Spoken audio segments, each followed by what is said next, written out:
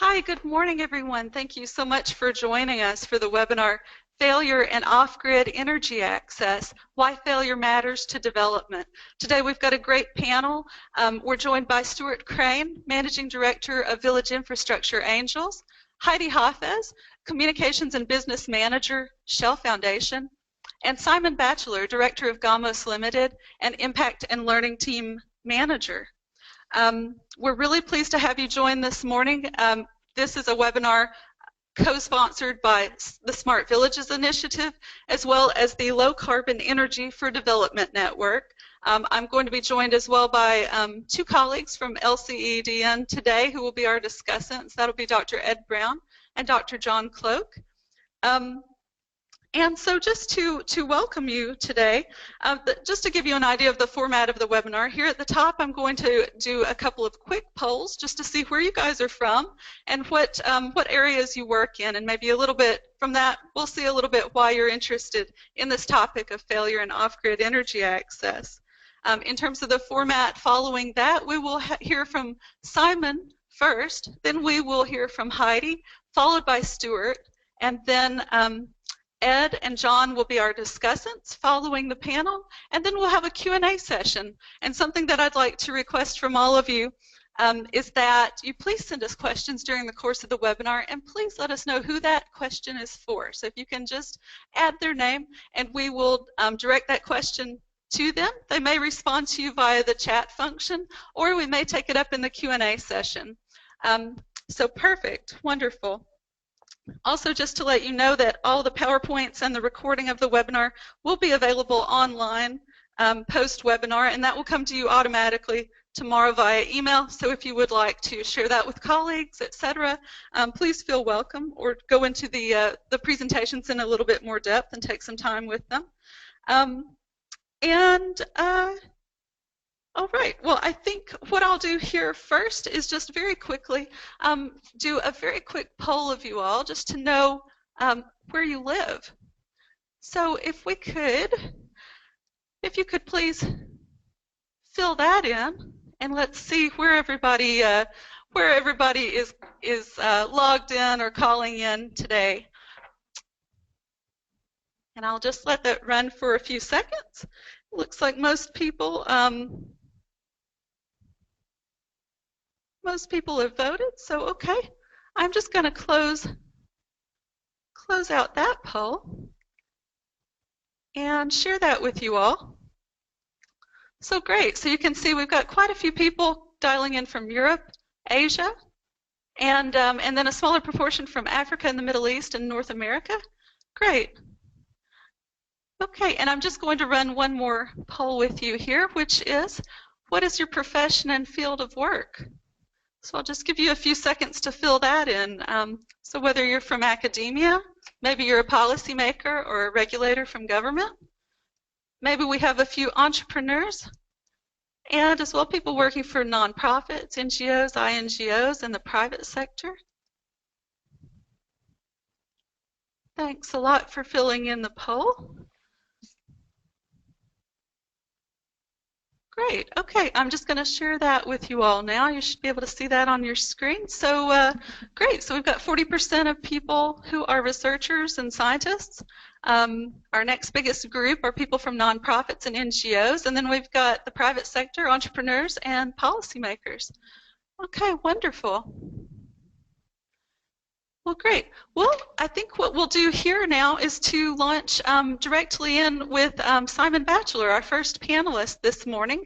I'm going to go ahead and ask him to please share his screen, and we will just get his presentation up if you'll be patient with us for just a moment.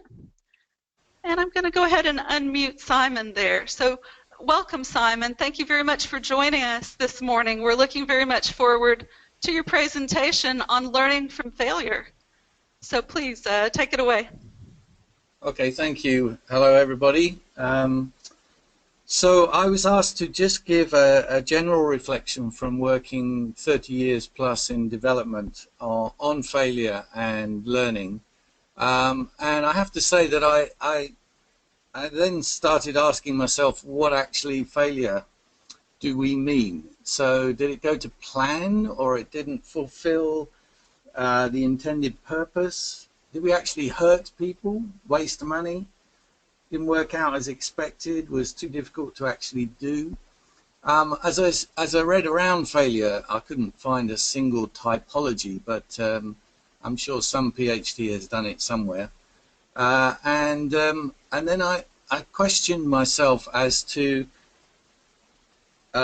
what types of learning came from various types of failure. So sometimes it's just that we know that something now doesn't work that we thought before, and I think Heidi is going to tell us about some early years of Shell Foundation where they learned about what works and doesn't work with cook stoves. We learned some new factors that need to be considered next time. So it's a very long process sometimes. Sometimes it's about gaining insight into people's behavior. Yes, again, I think Heidi will pick up on that. And realize that our target was wrong, and sometimes failure is actually a distorted success. So what I thought I would do, when I can get my PowerPoint to work, was just tell you some stories, and I'm going to start with one where failure was actually a distorted success. So this is a friend of mine, Kevin, who worked for over 10 years in one location in South America on the borders of Argentina with an indigenous people. And you'll have to forgive him, you know, sort of when we go back 30 years plus, some people's understanding of power and the relationship between donors and outsiders and local people was quite different. So he was working on a program which was trying to communicate. It was based on a religious background, and they were trying to communicate to the indigenous people. And for his master's degree, some 20 years later, he wrote it up as this. Basically, the first 6 or 7 years, it went reasonably well. Then for the next 6 or 7 years, there was kind of a passive resistance, and lots of things started going wrong. And then for the last 6 or 7 years, the indigenous people actually asked the Americans to go away. And he wrote that up as a success because it was about empowerment. In the first 6 or 7 years, people were too shy and too unable to relate to the outsiders who had the extra power. They then did what they felt was possible, which was to passively resist. And then only in the last 6 or 7 years did they feel they were able to make a change and take the reins themselves. This one's about a tutor of mine at university, Professor Spedding, who spent years in grassland research, and they developed a hybrid grass and developed it in the research station and then distributed it to UK farmers, only to find that when a cow crapped on it, it never recovered. In all their years of research on the grass, they never actually put a cow on the field. They'd always mown it and measured how much it was yielding. From this, he launched into farming systems, and he's one of the key authors of the whole farming systems movement. He realized that people were doing individual research on grass, individual research on cows, and leaving it to farmers to put it all together. And that's now a whole sort of genre of research and academic activity. This one I want to talk about. We worked in Cambodia, empowering people. And here, failure was often seen as a gateway into discussion. We were able to take something that went wrong and then discuss with people why it went wrong. And the analysis of why it went wrong actually led people to express their views more clearly and to, move forward. And that's in a face-saving culture, so that was a real opener. Cogito wind pumps, that was right at the beginning of my career. A wind pump was designed by an NGO here in the UK and then distributed around the world to 6 different places. The design was actually quite poor, and the first machine literally only lasted 3 weeks. The Kenyan entrepreneur was then able to take that design and develop it because he was committed to it, and over the next few years they got the design right, and now there are about 400 of these machines in East Africa, still 30 years on. Many of them are over 30 years old, well, sort of 10% of them are over 30 years old, and you know, the failure in this case led to an ownership and empowerment of the entrepreneur, because it was no longer a design that had come from outside, but the Kenyan entrepreneur really feels that it's his design now. One last one from Cambodia. Ducks. The villagers decided that they would experiment with ducks. Somebody in one discussion suggested it might be a good idea. 3 people bought some ducks, raised them, sold them, made massive project. However, the next year, or the next duck season, 48 out of the 50 families in the village, having seen the success of the 3, bought ducks, and it was absolute chaos with thousands of ducks running around the village, destroying the rice. And when they sold them, they destroyed the market, so the price dropped out and everybody made a loss. Now that would be a massive failure if not for the fact that they then all got together, discussed the failure, and worked out that ducks were food for the wedding season, and were able to rejig their plans. And so they then organized the whole village into thirds, and they brought in 3 different sessions of ducks. They created rules for how ducks should interact with the rice, and they turned that failure and that market analysis into something really powerful, and they're continuing to make profit today. And then very lastly, I want to talk about entrepreneurs. So we also introduced the treadle pump within our situation in Cambodia, and I commissioned one of my colleagues to go and make business plans with entrepreneurs to actually produce the treadle pump.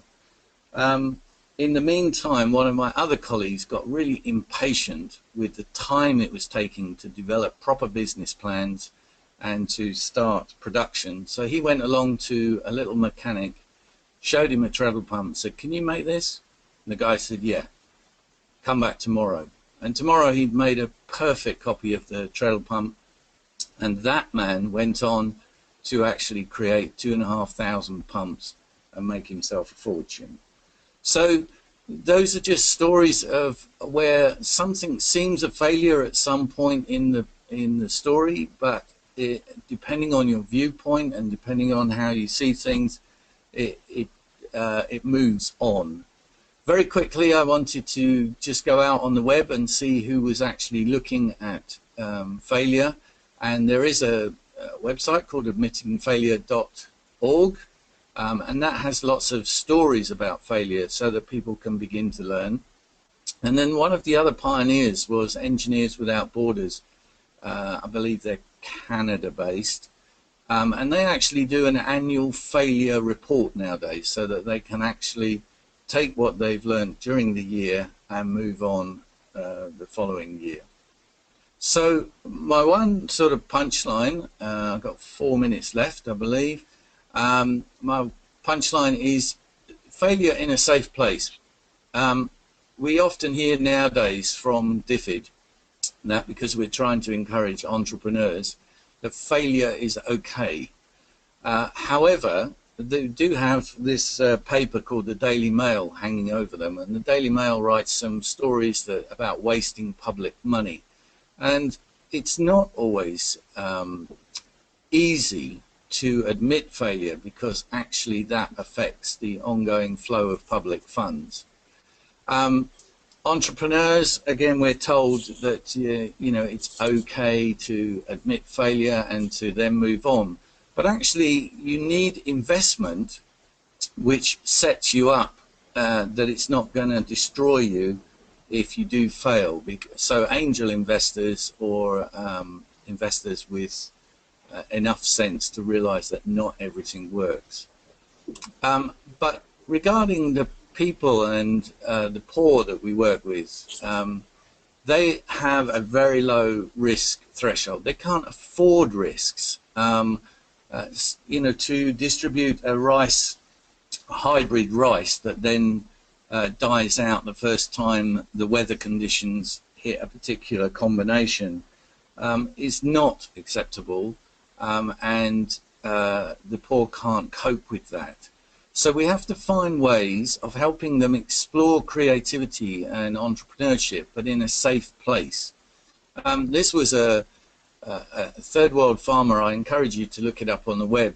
It's a fantastic little game. I think it was created by Oxfam, although I don't really know.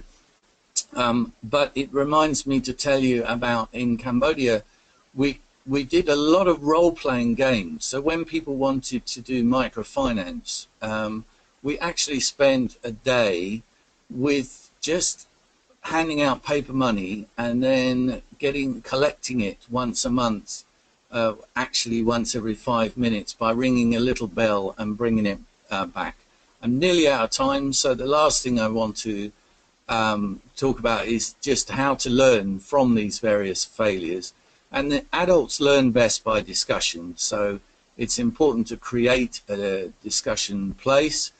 We can have learning events like this, where we share failures and learn. So we'll hear from Heidi how they learned over a sort of 15-year period. And I just want to end with this thing called Learning Labs, which is a technique that we developed when I was with Institute of Development Studies down in Brighton. And at the end of my presentation, I've got, references, and you can find it as the last reference, Embedding Reflective Practice Learning Labs. Thank you. Thank you so much, Simon. That was a really fascinating presentation, and I think it also brings out the complexity of the issue. And I think this is one of the things that we wanted to talk about today is that failure does not necessarily mean that everything in the project was failure. Thank you so much for that. I think we will now move over to Heidi Hafez from the Shell Foundation. And she's going to be giving us an overview, as Simon mentioned, of the people who were, or rather entrepreneurs and different organizations that the Shell Foundation has supported, and give us a little bit of an idea of how they go about thinking about, how they think about failure in their work. Heidi, are you there? Yes, I'm here. Thank you. Okay, wonderful. Please, please go right ahead. Okay, thank you for inviting the Shell Foundation to speak. Good morning, everybody. I just want to really start by saying the Shell Foundation has kind of been active in the energy access space for the past 16 years. And actually, at the foundation level, we've had to be really comfortable with the idea of failure as well as success. And the main reason for that is because we believe foundations have a really interesting role to play in actually catalyzing inclusive energy markets. And the reason for that is because of the risk-tolerant capital that we have that can be used to support the development of really high-risk, yet potentially transformative ideas. So through the presentation, I'm just going to share a little bit of background about us, because some people might not be familiar with our work, and then deep dive into some areas that we've learned a lot from that's kind of shaped our strategy. So, firstly, Shell Foundation, for those that are unaware, is a UK-registered charity. We're independent from Shell, so we're not actually part of the Shell's CSR or Social Investment Initiative, which many people are unaware of. We have our own governance structure, which includes a mixed board of trustees, and we deploy about $20 to $25 million of grant capital per year to a range of social enterprises. And our mission has really been to look at what are these globally entrenched entrenched challenges with a specific focus to energy access, sustainable mobility and job creation that really affect hundreds and millions of people, and find a way to catalyze really innovative, financially viable, sustainable and scalable solutions that can address this. And we really started early on back in 2000 trying to ask the question, is it even possible to create new types of products and services to solve this problem? And this is what really led us down the route of looking at co-creating and scaling pioneering social enterprises. So it'll come to no surprise of people that already work in the sector that actually doing this is extremely hard. And so we've had to adapt our approach over the past 15 years in kind of 4 key ways to support social enterprises. So the first one is we develop long-term partnerships which typically last between 6 to 10 years, and we provide flexible patient grant support, which for us is about $5 to $20 million over the course of that partnership. That might sound a lot for people, but actually this is what we found through our failures, is what's needed for a breakthrough innovator to really develop a strong consumer base and actually achieve a net positive cash flow. We also have a team of entrepreneurs that actually provide ongoing support to these organizations, both at a strategic level, operational and governance. And we also play a role in trying to help these organizations scale by bridging the gap with the investor community. So that's just a quick overview so you know what we're about. And in terms of what we're trying to achieve, for us it's all about large-scale impact, and the figures that we've got here is really looking across our portfolio of access to energy, sustainable mobility and job creation. And what's important to us is not actually the numbers, but to see, are we really able to be catalytic? And something that we kind of measure ourselves on is looking at how can we use grant funding in a way that is able to prove, validate and de-risk some of these enterprises, so that then they're able to leverage other forms of capital. And here we can see we've invested about $300 million in these enterprises, and through their scale up, they've been able to leverage about $5.3 billion. So I'm going to move on to talk about what our journey has been on access to energy. So back in 2000, we were really trying to understand what was the market failure that was really underpinning the reason why low-income consumers are not able to get access to modern energy products and services. And we naively thought that we could do this straight away, but we learned obviously this is actually really hard. And what we ended up doing was working with a number of organizations, and we provided them with short-term grant funding with the belief that they would actually have solutions that would be able to scale and reach these consumers. But they never really managed to go beyond pilot phases. And I'm going to go into a bit more detail about what were the common reasons for failure around those pilots and what we were able to learn from them. But for us, even though a lot of the pilots did fail over that period of time, we believed it was really necessary to accept failure, but on the basis that it was really quickly done in that pilot phase, that it happened hard, and that we actually learned from it. And it's actually these experiences which really informed our understanding of what to look for when we're trying to identify pioneering and disruptive solutions that can scale and be sustainable. And after a period of consolidating a lot of our learnings, we were better able to actually identify what would be the right team that could bring energy products to market, what sort of technologies would be needed, and more critically, what would be the models that would be necessary to actually achieve scale. And through that work, we're able to identify a few game-changing pioneers, and there's a few examples here. Envirofit, a clean cook stove manufacturer, Husk Power Systems, which were looking at developing mini-grids using rice husk as the energy source and getting the biogas from that, and D-Light, that are a solar light manufacturer.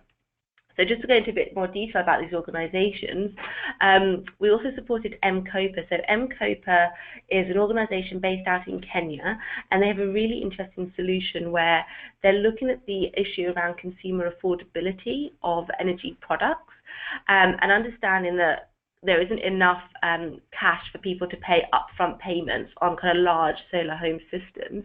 And so what they've done is innovate around the technology of actually taking a GSM chip, embedding it into the solar home system, which then allows people to then pay a small deposit, and then they can use pay-as-you-go payments through mobile money that's really penetrated in Kenya to make daily payments for the use of the energy, which is equivalent to what they would have paid already on kerosene, and within a year they're actually able to own the asset.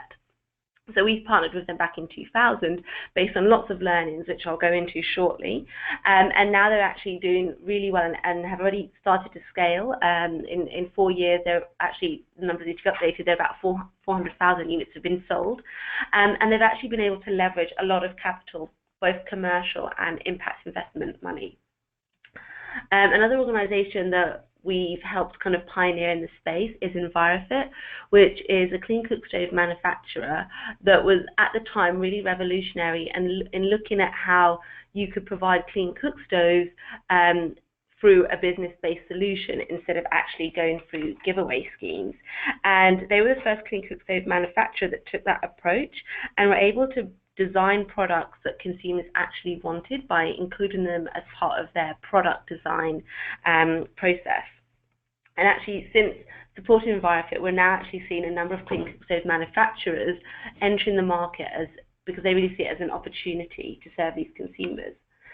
So following all these learnings, our role actually evolved because we actually found that even though we were supporting these really pioneering enterprises, they kept on coming against the same barriers when trying to scale their businesses. So if we take solar lighting, for example, there was an increasing number of solar manufacturers providing really good products at an affordable price point, but the solar penetration was still 2 to 3%. So the question was why? And for us, we learned that pioneers really do have a first mover disadvantage, and that really affects their ability to scale. So we've actually taken a more active role in trying to address what those market barriers are, such as consumer awareness, working capital, last mile distribution, and I'm really on the understanding that one enterprise isn't enough. You actually need a sector to scale. So we've spent quite a bit of our time since 2010 in actually co-creating specialist intermediaries such as MCOPA, which I mentioned earlier, that's looking at the consumer affordability piece, and other organizations that, for example, are tackling last mile distribution. And also, as well as supporting these intermediaries, we also see there's a massive role for building the market, and there's a need for creating institutions that can actually support creating enabling policies, providing market data, attracting investment into these sectors. And we've actually also co-created and founded, for example, the Global Alliance for Clean Cook Stoves and the Global Off-Grid Lighting Association. And since we've got quite a lot of focus on energy today, just wanted to give you an overview of the kind of ecosystem approach that we've taken. So we really have a portfolio of about 25 to 30 organizations. And as you can see from here, it's really started looking at what the rural household wanted in terms of energy products and services. So we have clean cook stoves, we have microgrids, we have solar lighting products, and then it's kind of moved over to productive use, community services, and also what would be needed in an urban energy setting. And in blue, you can see kind of the organizations that we are currently supporting across the value chain. And in green, these are the new areas that we see that innovation still needs to happen. So, for example, we know there's a lot of waste for smallholder farmers with their crops. So we're now looking at cold storage solutions. We're looking at possibilities with big data for supply chains and how that would support energy access.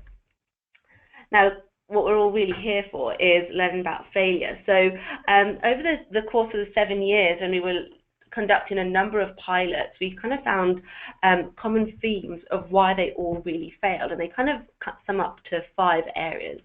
The first one is execution. So for us, this has been the single largest cause of failure, and it really occurs for us when management teams lack the necessary business skills and competencies to actually analyze the market, assess risk, and actually develop a value proposition and execute the business plan efficiently.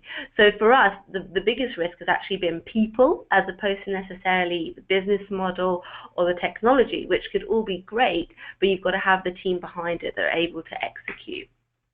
Secondly, we found through working with partners, it's really true that you don't really know somebody until you start working together. And what we found is once a pilot has been underway, we've kind of seen fundamental differences in the vision for the scale of the organization, a partner's willingness to actually want to achieve sustainability, and some organizations actually view what they're working on as a short-term project, and they may even lack skin in the game. And we see these are really important areas of actually achieving success, is you have to be both aligned, you've got to have a long-term commitment, and you've got to be working to a vision that you both believe is actually achievable. Other area for us has been actually looking at the wrong business model for the market. So when we're looking at trying to address energy challenges for low-income consumers, there's no real experts out there, and the market information is very limited. So when it comes to actually bringing disruptive products or services, we found that it actually takes a lot of patience, and that you really learn about the market realities when you have a pilot, and you can end up having to do multiple iterations on your business model, on your product and on the value chain than you'd ever thought previously. So getting the wrong business model in pilot is fine, as long as you've got the right team that you believe in that can actually develop and pivot that model further. Also, we found that actually developing the right product or service on time has been a big challenge. So we might have thought that there's a technology that would be really suitable and it would be available within a set time frame, but that typically doesn't actually ever work. And it could be because the technology doesn't actually meet the desired needs of consumers, and you can only tell that once it's gone to market, or that there might be others that are bringing competing products at a lower cost, at a quicker pace, and even more improved functionality. So really understanding, what's going in the market has been key to us going forward. And finally, it's been about when we've worked on pilots, like I said earlier, you really need that patience to actually see if they're going to succeed. And we found there's actually short-term finance just to prove out a solution is never going to be enough. It's going to be capital intensive to really reach these low-income consumer groups who are also very price sensitive. So you have to kind of reiterate and invest in trying to reduce the costs. And that's kind of a quick overview of what we've learned on the pilots, and then what has that meant for the energy value chain. So we've tried to innovate across several areas, and I just want to highlight 4 areas here, but kind of give you an overview on 2. So we've been quite active in the cook stove space. We've looked at how you can provide financing for SMEs.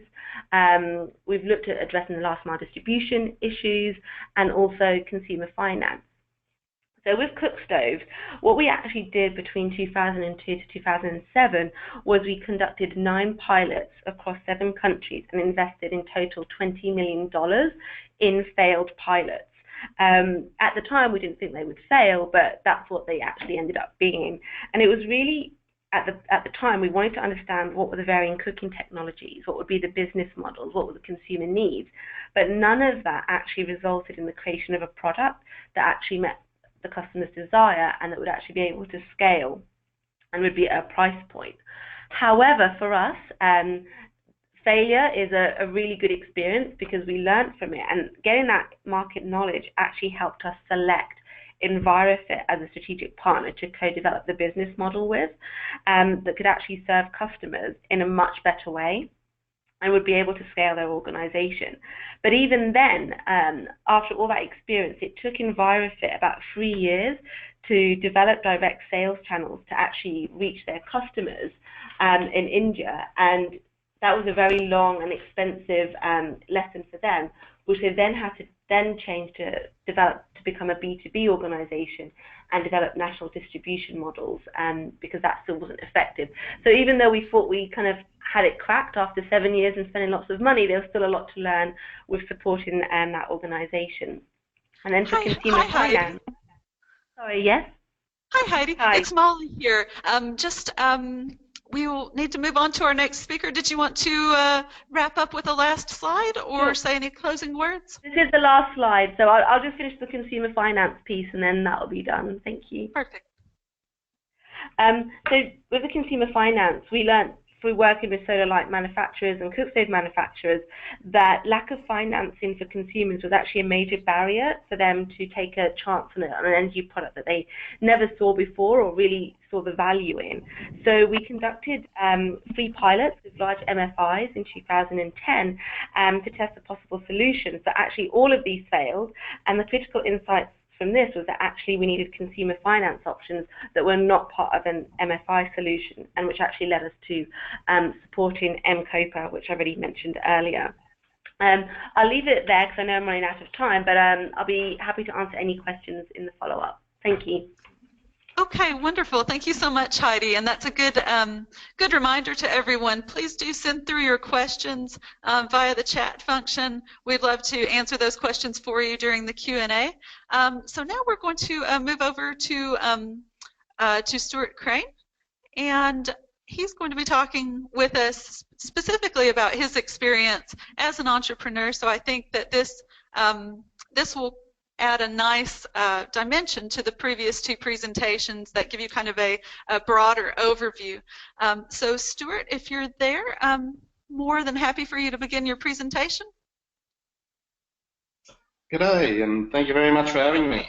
It's been a delight to see those last 2 presentations, and yes, many lessons have been learned in the last 15 to 20 years of energy access, and it's great to see a lot of large organisations building on those lessons and reaching millions, if not tens of millions of people.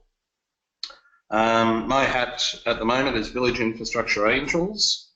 We help to connect investors to village infrastructure projects, and previously I grew a company called Barefoot Power, which was a solar lighting company with a cash sale model similar to D-Light Design and Green Light Planet. Reached about 2 million people and raised $10 million, but this is going to be a good fun presentation which I'll whiz through quickly to talk about some of the terrible personal failures that I committed myself, then also to touch on what we see as some failures that still exist in the industry in terms of data and energy access definitions that we can maybe keep on working towards, and also a few other failures that are not often mentioned in these sorts of presentations from a more personal perspective. I think we all know the industry that we're looking at in terms of energy access, but it's not just about people who lack access for electricity for lighting using kerosene lamps. It's also productive end users at the community scale, things like mills that can help reduce the manual labour of women. And this is one thing that we're innovating with at the moment to try and show that solar can actually drive mills, which so far has been dominated by diesels. Not as big as the lighting market, but still a multi-billion-dollar industry with a lot of potential now that the solar panel prices have come down. An overview of ourselves: we're quite Pacific area focused. We're looking to expand a bit in Latin America and Africa as well. Only reached a small number of households, and to keep the team alive, we've done a lot of consulting services as well, right from the start of planning a project to building it and helping to manage it thereafter for other clients who have similar interest in village infrastructure as to what we do. So we build our own projects and we help others do the same. We're in 4 major countries at the moment, with one of our Africa projects being a nice failure point when the grid arrived and where our mini grid was. But fortunately we've found some funding to continue growing our Pacific projects, and we'll reinvestigate Africa shortly. We have quite a number of supporters helping with this growth, up from 1,000 households now to 10,000 households in the next 2 to 3 years. And one of the most entertaining failures that I like to remember from the years in Barefoot Power was when we were in a bar in China. I was talking to my mate who was helping me build all the projects in the Chinese factories and sell them to various countries around the world, and he looked up and said, you know, that German boat that's just been hijacked by Somalian pirates, I think our goods are on that ship. I remember the name from the bill of lading. Sure enough, after a few discussions with the Chinese, we found out it was indeed our ship, and these products were financed with a 6-month loan, but it took 9 months to get the products off the ship.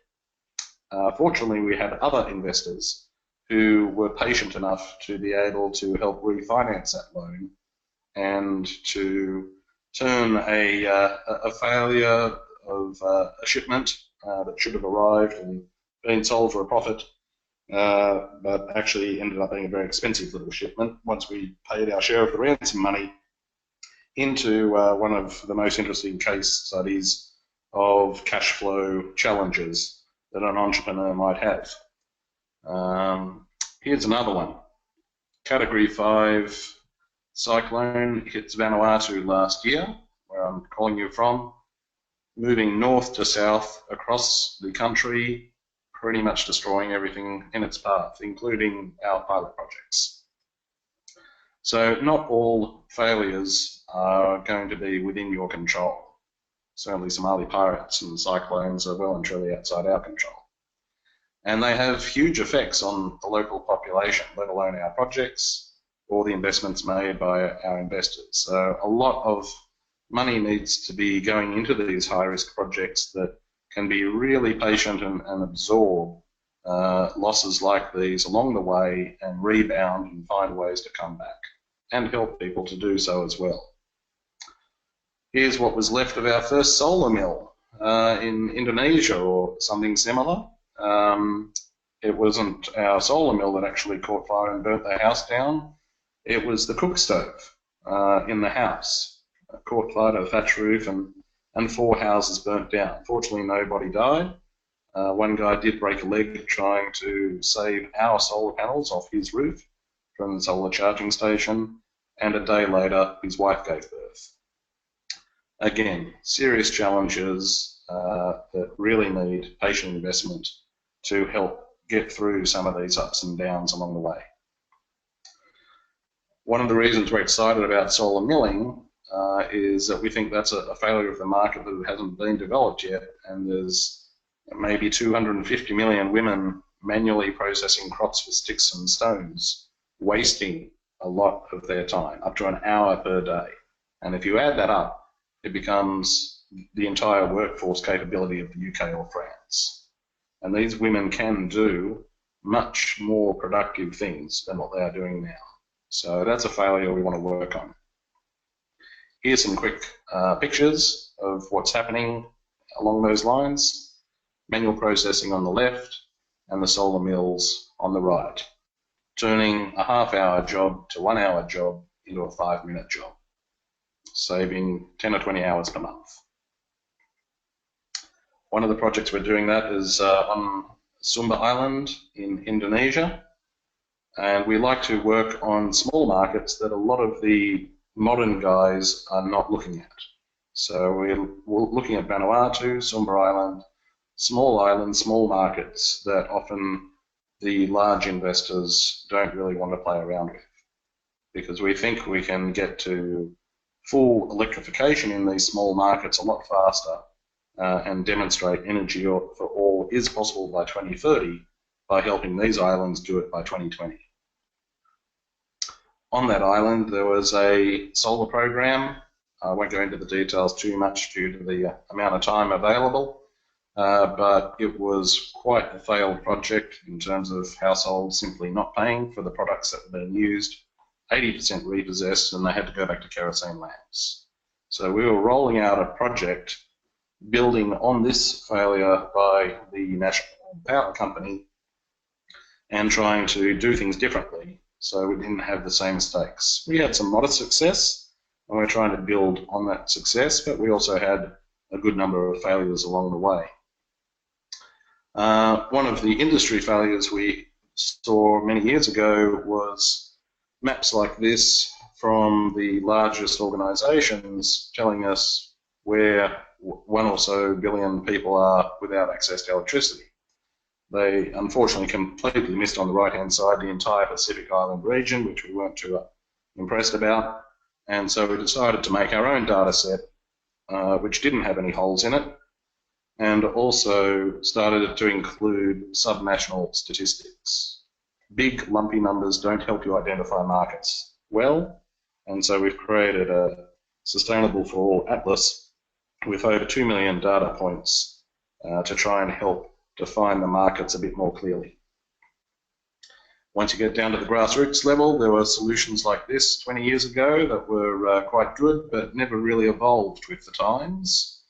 NREL did a great program here to help design mini-grids for households, but we've tried to evolve that as well with modern software to give a very low-cost tool that can help identify where households are located in off-grid areas, and then a very low-cost tool to design the mini-grid systems around those points that uses more modern GIS methods than the clunky ones that existed 20 years ago. So this is another hole in the market that we've been trying to fill.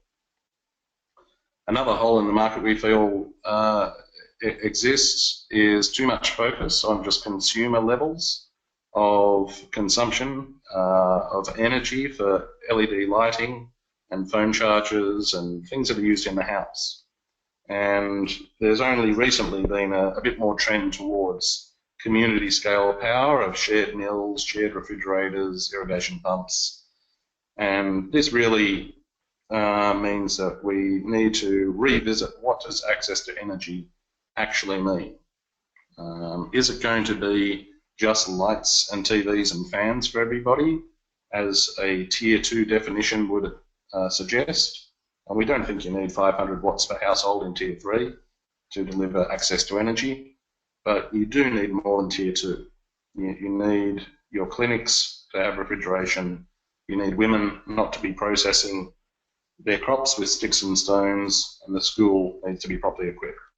So we suggest that a tier 2 plus definition of access to energy would help to avoid this kind of failure. So that's just a little bit more on that and how we think that can be achieved to get a little bit beyond just lighting and phone charging. You can make $100 million of profit just doing lighting and phone charging. It's low-hanging fruit, but we think for development reasons more can be done, particularly now with decreasing prices. Very quickly to wrap up, a couple of other interesting points I felt that could be brought to light when you're being a social entrepreneur living off $5,000 or $10,000 per year in the backblocks of Africa or Chinese factories. It can take quite a personal toll, and the chances of you to interact with peers may be severely disrupted. So you may end up with, real failures in terms of family or personal relationships, and these things are not talked about much and not of much concern to investors when they talk about where are you going to be and what are you going to be doing to make them their double-digit returns. So that's something to be a little bit wary of if you start going into this sector. As I grow older and uglier, I've also had concerns to deal with that go beyond just getting people access to energy, which was okay when I was in my 20s and 30s, but now with a young family in tow, I need to really think about other things like a house, which a lot of my other peers who didn't do the stupid thing of becoming a social entrepreneur have actually managed to get, because I've got a real job. So I did some modelling. Normal Stu here would have had a real job and would have had a house deposit after a few years working after university, and would have grown his income quite sensibly as per the green line that doesn't have the bumps in it. And the red line is the bumpy line of actual income that I had as a social entrepreneur. The amount of salary that I lost over that time was $400,000. And at the same time, all the house prices went bananas. So far, those house deposits that I had saved up and invested in Barefoot Power and now there haven't exactly yielded a golden parachute just yet. and I may fail as a career-driven professional to provide a house for my family or for myself. So this is something that's quite a bit of concern. As you start to looking at these things in a bit more detail, how did things go as a social entrepreneur? Well, you know, it didn't go too badly for a while there as we were growing a $5 million revenue company, which I owned less and less percent of over time, eventually down to 10% when some other guys took over and threw me out. And that means that the share was still worth, you know, maybe a house. The red line was above the green line at that stage. So I was ahead of the game. But unfortunately, the new management didn't add value, and you can watch the work that you've spent doing over 5 to 10 years start to slip away, and you can have lost a lot of what you had created. So the next business basically has to make up for that growing gap between the red and the green lines, and therefore has to be worth at least after 1 million for me to be able to catch up and not have a failed career as a social entrepreneur compared to what I would have had if I was a normal engineer. So I think we can change the Silicon Valley style model to help avoid such failures and make this whole social entrepreneurship journey a little less risky for all of those involved. So thanks a lot. Feel free to ping me some questions at any time, and Unmuted. back to the boss. Thank you so much, Stuart. That was really insightful, and we really appreciate your presentation. And I am just going to change presenter back to myself very quickly here. All right. And so now we are going to hear from Ed Brown, who's part of the Low Carbon Energy for Development Network, as a bit of a discussant. So Ed, whenever you're ready, please go ahead. Brilliant. That was a fascinating, well, nearly an hour now from the three presentations. I said a few things that I wanted to kind of draw together from the presentations, hopefully as a way of initiating discussion and questions from all of us that are here. So we've only had a few questions, I think, asked so far. So while I'm talking, do please raise some further questions so that we can have a good discussion as we go forward. I think there were 5 things that struck me going through listening through the various presentations that I think are kind of connected across the presentations and really got me thinking about issues. The first is this idea of failure as a form of distorted success. And I think that's really what prompted the idea of the concept of failure as one of the topics that we could look through these webinars. And I really like the way Simon illustrated that through some of his examples. And I think that in particular, 2 things struck me about those examples, and indeed from some of the later discussion. The first is that for failure to be a distorted success, then there needs to be long-term commitment to be able to learn from that success. So I think that for example, to learn from a problem in a pilot, there needs to be the commitment to then go on, learn those lessons, and to build into the next stage of the process. And it also means engaging with people, not just developing the technology and the business model. So I think that was one thing that's really important. Secondly, is really, I guess, a question, which is, how do we try and, if we recognize that failure is a massively important component of learning what works effectively, then how do we build that into our research programs, into our investment programs, so that it's something that researchers, investors, managers are not reluctant and frightened to reveal to potential donors of next stages of projects and so on. I think that's one of the biggest things that we've been struggling with in terms of thinking it through in terms of research projects. I guess the third thing is, how do we encourage more of these types of opportunities for people to discuss their failures together, which kind of builds on the second of the points that I just made. And I'd be really interested to learn a bit more from Simon about the learning labs, and about different formats and structures that we can perhaps build to be able to learn more from failure than we perhaps have so far. I think the fourth point was I was very interesting about the kind of move from pilots to a kind of, I suppose, more systematic approach that the Cell Foundation have taken over the years. And there was a lot of resonance with the importance of being able to take pilots to multiple iterations, to explore the fact of the differences in intentions and aims that come out of partners in projects as they evolve. And I suppose the question once again is, where does the financing to be able to learn from those mistakes come from? And are there is the Shell Foundation, for example, still looking at some elements of piloting, or are they only kind of, I suppose it's a bit of devil's advocate question, are you only cherry picking the success stories in a way, and working only with those companies now that you've already got a trust in their track record, as it were? What is the role for piloting now within the Shell Foundation's approach?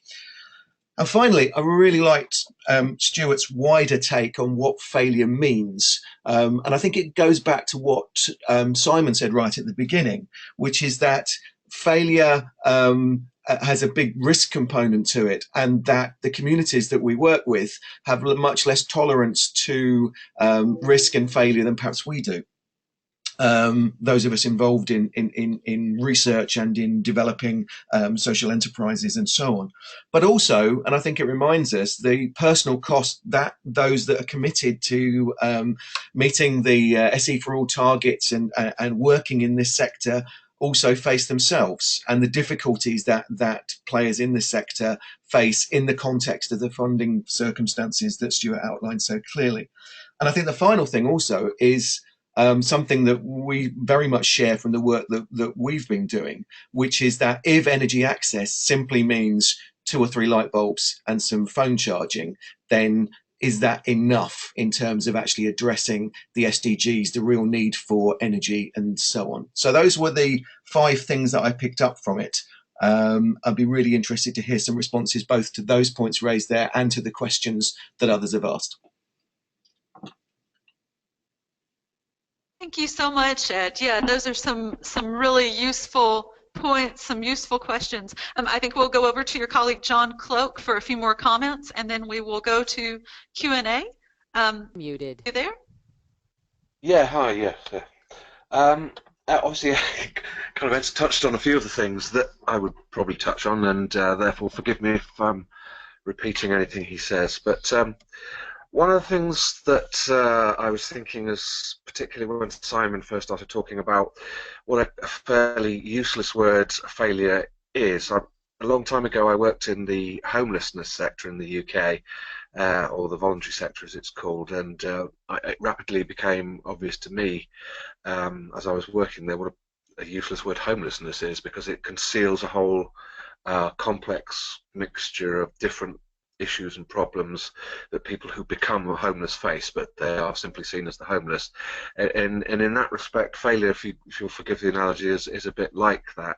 So I was thinking that failure perhaps is short-term thinking dictated by donor funder agendas that can ruin the valuable lessons to be learned, because as much as we kind of sit here and think that, you know, now we're getting to grips with failure and we're adults and we know that there's a learning process to be had from it, people and donors and funders particularly still steer really clear of it, because it's just got that negative connotation that they don't really want to be associated with, and project bidders and consortia for research projects not conceal their failures exactly, but they don't see them in perhaps in that positive way a lot of times. So there's a distinct necessity to kind of clear up what failure exactly means, and to try and take away as much of the negative connotations as possible, and trying to convert it into you know an essential learning process, which is what it is. So, and again, thinking about what Simon was saying, success. can be seen as empowerment. We talk about failure, but then what does success count as? Does it count as the narrow project goals of the donors, funders, or is there something wider that we should be looking at? Empowerment outside the narrow thinking of donors, interveners, and failure can therefore be thought of in the broadest terms as a negation of empowerment and ownership. So kind of widening the focus on what failure actually means. So I thought maybe we could see that success should have a communal understanding outside, as I said, narrow targeting, whereas failure stems from an insistence on thinking more along the lines of individual projects, individuals and entrepreneurs. It's a kind of focus down to some very narrow targeting. And as Ed said, the risk-taking aspect that comes from looking at projects at businesses kind of eschews the idea that these are very, very poor and vulnerable communities that we're working with all the time, that risk-taking for them is the difference between survival and not survival. So therefore, in order to learn more from projects that are deemed to be failed, in inverted commas, we need perhaps to be looking at how to de-risk entrepreneurialism would be the way, and I think both Simon and Stuart mentioned that. I thought the 5 issues that Heidi mentioned, coming at it from a very different viewpoint, and as all 3 of these did. I mean, Simon was more of a kind of communal empowerment associated presentation. Heidi very much, obviously, as one would expect, a kind of more corporatized view on failure, and Stuart kind of a more highly personalized view. They were all very useful because of the different optic from which they viewed the term. But Heidi's 5 reasons for failure I thought were extremely interesting for that. Execution, non-aligned vision, wrong business model, product or service, insufficient short-term finances. Some of those, execution, non-aligned vision, wrong business model, product or service, could encapsulate what Simon was saying about empowerment and differences between donor visions and participant visions, but they're termed in very different ways. But I think that there's something that is extremely valuable in that, and the idea of failing fast, failing hard, and failing early is also a good one. A kind of pre-project failure phase is the thing where you learn what you don't know about communities and about individuals. So I think that was extremely valuable from that point of view. Hi, John. Molly here. Would it be okay if I broke in and we moved to some Q&A? Or did you want to say a last word? Yes. Sorry, yeah. No, that's fine. No, that's just wonderful. Yeah. Off you go. Okay, no problem. Okay, great, wonderful. I just wanted to make sure that since we've gone a few minutes over time, but I hope everybody who's here will still stick around because we are going to do a few questions now. And the first question, I'm going to direct that to Simon, all right? Simon, are you there on the line? Yeah. Okay, great. So the question that I had here, and I think it's a really good one, this comes from Melanie Ulan. The question is, she's curious about how learning from failure is even possible when you're working with partners that come from a proud, faith-saving culture where mistakes are not often openly discussed. And do you have any examples of where you've run into this issue? Because we're talking quite openly about failure today, but actually it's something that is often people are ashamed of, right? And they feel that unlike our more nuanced discussion of failure and your great presentation on those nuances. So tell me, what can you say to those people who might not want to talk about it and the implications of that? That's such a big question. The short version is relationships. So in our working with communities, we couldn't talk about failure, any sort of failures in the first year. But at the same time, we also made no suggestions because when you enter a community, you don't really know what's going on, and so you could make a suggestion and it be completely stupid, and they would never say because of the face-saving culture. So we only really were able to discuss failures after 12 months of quite intensive relationship. And I think that's the short answer. You have to have a safe place which is safe not just for the physical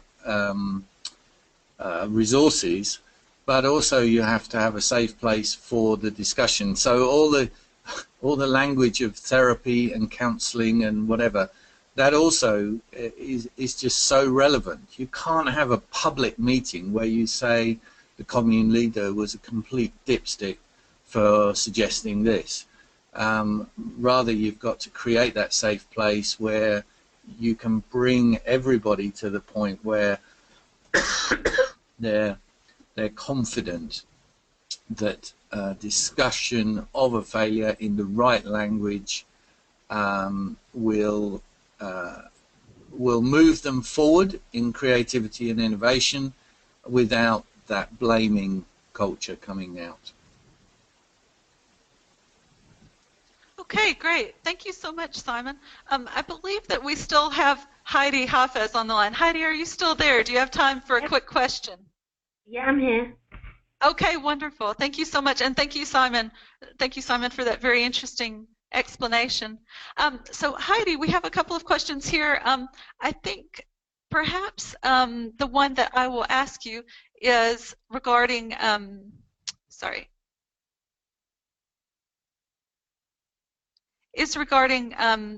okay, what about operation and maintenance of such community energy systems, such as solar, efficient cook stoves, etc.? Reba Paul says that businesses fail sometimes when appropriate maintenance services are not in place. What would you say to that, Heidi? So what we've learned really from three areas. From the cook stove sector, we've learned actually that we've had to adjust the durability of the cook stove. So we found that how the design was made has actually required a bit more training. It wasn't so instinctual. So then when people were using the cook stove, they were maybe overfilling it with too much wood or biomass, that the actual stove wasn't as efficient. And so they really weren't able to get the gains that they were expecting. And we're very sensitive to product manufacturers going into a market that's still very nascent. And if the customers don't have a good experience, especially from an O&M perspective, as well as from a use perspective, that it actually turns them off products completely, and then a market can die. So we've actually been very supportive of EnviroFit having to take these products back in and reinventing, redesigning, spending more time in really doing more pilots with small groups, etc., so that they actually build products that doesn't require really that intensive O&M, but will still get the efficiency gains. And then from the microgrid sector that we've worked in, we've seen that there is actually really good job opportunities that can be created through having O&M as part of your business. So they've been able to employ and train people that actually manage sites, and that even though they are very remote, they're able to also bring all the suppliers and products close by. So we haven't seen too many challenges as long as you've got the infrastructure to support it, or the products already from design prepared to take in that kind of intensive use. Hopefully that answers the question. Okay, thank you so much, Heidi. And we appreciate you attending today and your excellent presentation. I believe you have to move on to another meeting now, but we just want to thank you for attending. And if anyone does still have questions for Heidi, we can pass those on to her after the webinar, because I know there were several that came in during the course of her talk and during the webinar as a whole. So now I'm just going to move over to Stuart. So we have a pretty interesting question here. It's asked by Sandra Pointel, and she says, there's been a limited discussion on how national policies and politics, both local and national, may link to projects in relation to off-grid projects, for example, and may link to projects that are failures that feed into national policies. And the question is really, what are the implications for example, the SE for All action plan? Stuart, would you like to speak to this? Yeah, sure. Thank you for that question. I think you really do need to absorb both the successes and the failures to create a strong plan to deliver this SE for all dream by 2030, which I think is attainable. I think it can be done. We've written a paper about it at the Sierra Club. But it does require some careful planning and things like that, which is one of the reasons that we do some mapping work to try and help with that planning and visualizing where the opportunities are and what resources can be harnessed. So we don't have things like the grid turning up to where a mini grid was built. Sometimes it could be actually a perfectly well functioning system, but because of a lack of communication and transparent policy, including transparent data of what's the left hand doing that the right hand doesn't know about, it's going to be quite difficult for us to avoid avoidable failures unless we actually start having a more transparent way of sharing data and having these cards laid on the table a bit more clearly, so people know what's going on and villages can know what's going on, and also we can stop wasting resources. Even now in the pay-as-you-go sector that's booming in East Africa at the moment, they've only barely touched the sides of a huge market and they're already stealing each other's customers. Now, this sounds like a market saturation problem in markets that should not be saturated yet. So I think both the investment community could spread the money a bit wider than the typical guys that always get it and get into other countries. And there's a lot of things that can be done at the international, national and local levels to try and at least avoid the unnecessary failures and to learn from some of the other things that have happened that may not have been perfect. Okay, thank you, Stuart. So I think we will wrap up there since we've gone a little bit over our time, but I would like to thank each of our speakers, Simon Batchelor, Heidi Hafez, and Stuart Crane for their excellent presentations today. I hope it gave you some food for thought. And we will, just as a follow-up, we will be circulating the recording of the webinar as well as the presentations tomorrow to you. So if you want to share that with any colleagues, please do. And so we'll look forward to seeing you in our webinar next month, our May webinar. And I would just like to say thank you all for attending today and have a wonderful rest of your day.